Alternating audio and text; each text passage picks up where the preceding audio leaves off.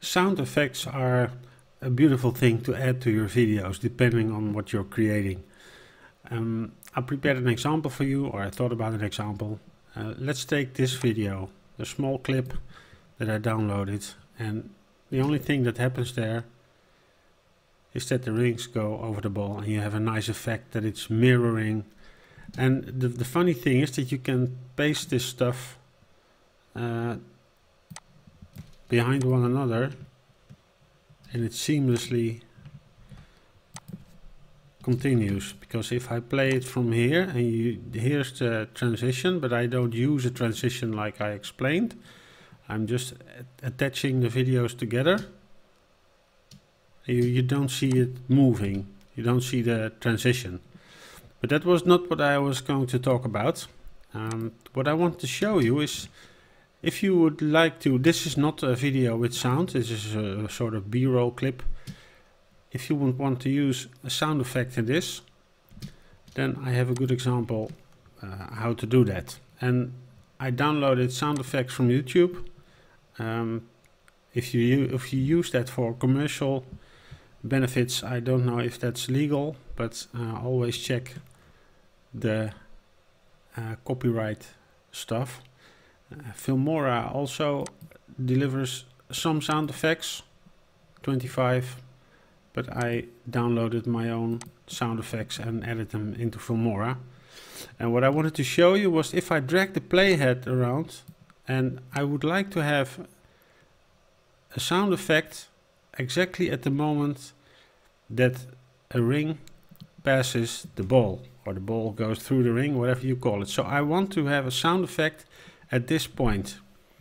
And I have a few whoosh effects, and I'll just drag one down. And what you see here is that the clip is pretty long, and I don't need that. I really need only this point to that point. After that and before that there's no sound. So I can just drag this down, or I'll set the playhead to this point and say trim the start to the playhead, and I do the same thing here, trim the end to the playhead, and there I have my effect. Now I lost my position, so I'm going to drag my playhead to the position where I want the first sound effect to take place. Here, let's say here. And now I'm going to drag the highest point of the audio file, of the sound effect, exactly to the position of the playhead. Like this. And then I will copy. I right click this clip and I copy it. I could also add this one again in the next one, but then I have to adjust the ends again. Well, and I just did that, so that's double work. The next one is here. Yeah. The thing is, if I paste it now, then the clip will be pasted with the beginning at the position of the playhead. So it would not be at the spot where I want it. So what I can do to remember the exact spot is place a marker. And I'm going to do that now. And there's a marker exactly on that spot. And now if I paste the thing that I just copied, I click right and I say paste.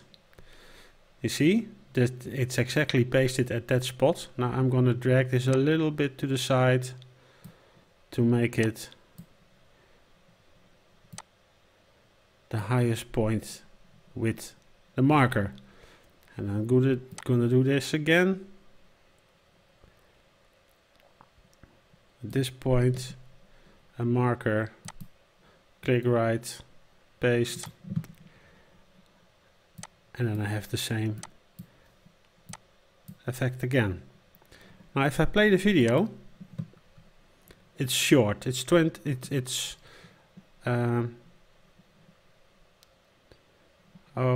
a minute, I just did a few, it's 2 minutes, I thought it was very short. No, it's cool, it's 2 seconds, it's really short. So I made my point. That's the thing that I wanted to show you. It's very easy to use sound effects, and I have a few examples here. Let's say that I remove this one and I'll reverse the clip. I play it reverse and I want to have a tape rewind sound. That sound is a little bit longer than I need, but also here is an empty beginning. So I'll drag this one to the start. Oh, that's not what I meant. Then I'll drag it to the beginning. Now it's okay. I can even make this a little bit shorter. Funny thing is, now the video is going to play backwards with a sound effect like this. This is cool. You can be creative.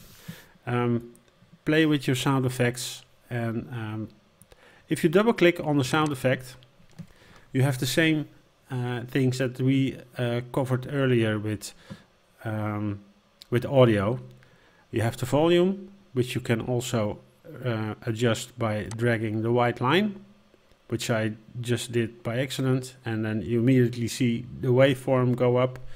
I didn't want to do that. I just want to keep it at 0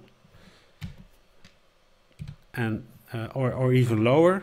A fade in, fade out. This sound effect has a pretty cool beginning and an ending. Sometimes you will need to fade in or fade out to avoid cracks in the track, in no extra unwanted noises. And of course, if you want to fade in, fade out, you can also do that by using the dot in the timeline. The pitch means the pitch. I think that's proper English. The height of the tone. If I would change the pitch of this clip and I would set it lower, you get a lower sound. I can make it even lower.